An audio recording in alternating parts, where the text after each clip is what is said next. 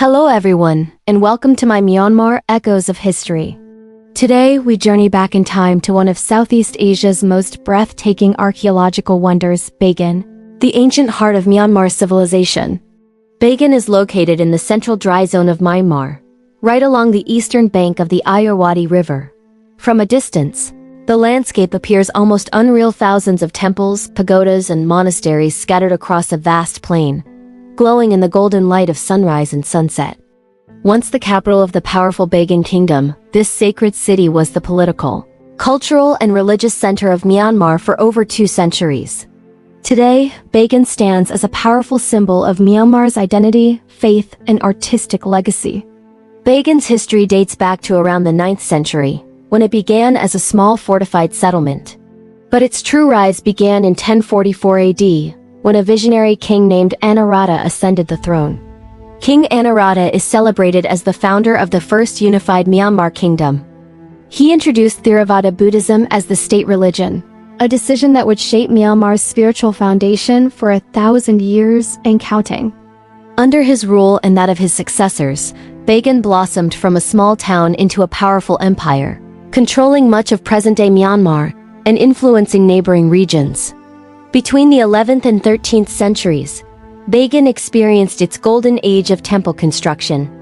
During this incredible period, more than 10,000 religious structures were built: temples, stupas, and monasteries. These weren't just buildings. They were profound acts of religious devotion. Kings, nobles, monks, and even ordinary citizens believed that building a temple earned them spiritual merit, a good karma that would help them in future lives. Though earthquakes and the passage of time have reduced their number, over 2,000 of these magnificent monuments still stand today, making Bagan one of the richest and most densely packed archaeological sites in the entire world. Now let's explore some of the most iconic sites you can visit in Bagan. First, the Ananda Temple. Built in 1105 AD, Ananda is one of Bagan's most admired masterpieces, often called the Westminster Abbey of Myanmar for its perfect balance and symmetry. Inside, you'll find 4 massive standing Buddha statues, each facing one of the cardinal directions. The temple's architecture shows a strong Mon influence and symbolizes the infinite wisdom of the Buddha. Next is the Shwazigan Pagoda, one of the most sacred sites in all of Myanmar. Commissioned by King Irrawaddy himself, it enshrines relics of the Buddha and set the standard design for almost all Burmese stupas that came after it. Covered entirely in gold, it glows brilliantly under the sun and remains a major pilgrimage site for Buddhists today. Then there's the Damayangai Temple, the largest temple in Bagan, and also the most mysterious. Built by King Narathu, it's famous for its incredible brickwork and mysteriously sealed inner corridors. Towering over the plains at more than 60 meters is the Thet Inyu Temple, the tallest structure in Bagan. Its name means omniscience, representing the all-knowing nature of the Buddha. From its upper terraces, it offers simply stunning views of the surrounding temple-dotted landscape. Another gem is the Sulamani Temple, built in 1183 by King Narapatasithu.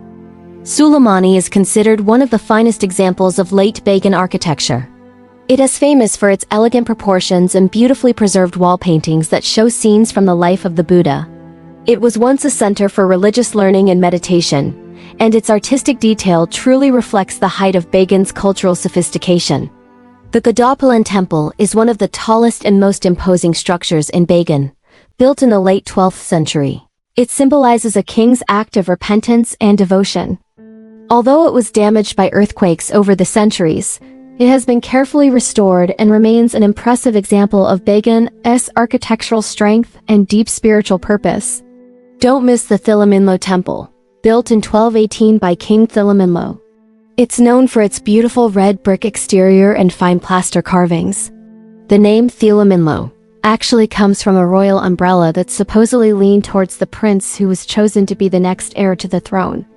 Inside, you can see detailed murals and large Buddha images that show the artistic transition happening in the later Bagan period. A temple with a very different feel is the Manyuha Temple. This was built by the Mon King Manyuha, who was held captive in Bagan. Unlike the other spacious temples, this structure is intentionally tight and enclosed. It powerfully symbolizes the feeling of suffering, captivity, and a deep longing for freedom. The massive, compressed seated and reclining Buddha images inside leave a powerful emotional impression on everyone who visits. For the best views, people have long flocked to the Shwasanda Pagoda. Built by King Anarata, it is believed to enshrine sacred hairs of the Buddha. For many years, it was the most popular spot to watch the sunrise and sunset, offering breathtaking panoramic views of the temple plains stretching out to the horizon. Finally, right on the banks of the Irrawaddy River, you'll find the Bupaya Pagoda. It's one of the oldest sites in Bagan, and its distinctive bulb-like shape makes it unique among the monuments here.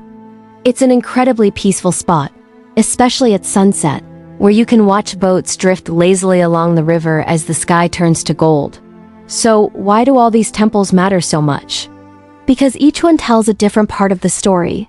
They reflect different periods of history, showcase unique artistic styles, and embody the personal devotion of everyone from kings to commoners. So what happened to this great kingdom? Bagan's power began to decline in the late 13th century. A combination of internal power struggles, economic strain from all that temple building, and repeated invasions by the Mongols weakened the kingdom. In 1287, Bagan finally fell, and the capital was abandoned. But unlike so many other fallen cities, Bagan was never forgotten. It remained a sacred site, cared for by generations of monks and pilgrims who ensured its spirit would endure. Today, Bagan is home to a small local population, mostly living in villages scattered among the ancient temples. The residents are mainly farmers, artisans who create beautiful lacquerware, shopkeepers, and people working in tourism. Many of these families have lived here for generations, maintaining a deep spiritual connection to this historic land. Despite modernization, life in Bagan remains simple and community-centered. While access to electricity, transportation, and education has improved, traditional values still guide daily life. The lifestyle in Bagan reflects Myanmar's rich rural traditions. Most people wake up early, starting their day before sunrise.